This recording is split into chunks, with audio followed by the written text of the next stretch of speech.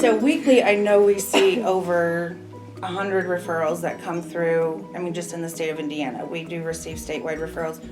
Sibling groups are a huge part of that.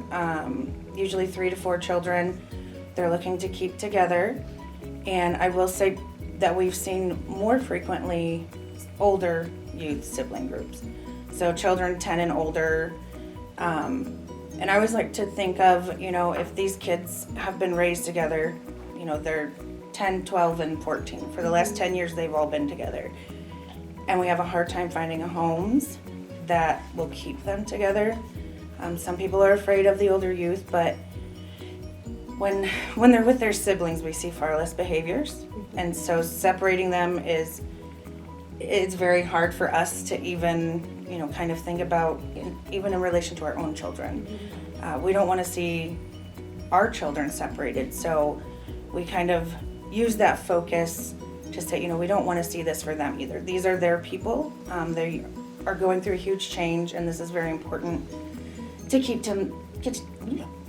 them together. And we also have, sibling groups with younger children. But a lot of people want babies, and unfortunately, babies in foster care usually come with a sibling group, and if they're not open to taking an older youth, they'll decline that. But we've also found that the older youth tends to really care for the younger children, and so, to use that as something to kind of assist you in learning the family and, giving a child back their childhood and saying, it's okay, we can parent this baby or this infant and you can be a kid with us, like, it's okay.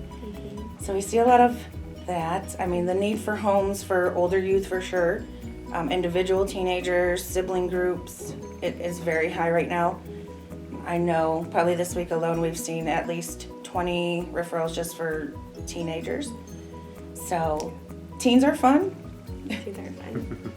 I would say that's the hardest part of my job, at least from where I stand, is seeing the referrals and having to say, I'm so sorry, but we don't have a home for these siblings or these teenagers. And that just breaks my heart, because we shouldn't be saying that answer, because we have an amazing community, and I know that we have more people out there who may be feeling that tug on their heart to become foster parents, and we could be calling them and they just haven't made that step yet. So I would just encourage anyone who feels that tug on their heart to do a little something more, to please just reach out and learn more about becoming a foster parent, because it's so needed. And while we have incredible foster families, we just don't have enough, and all of their homes some of them are literally busting at the seams because they continue to say yes. But now we don't have very many that have openings for what we need. So the need is huge.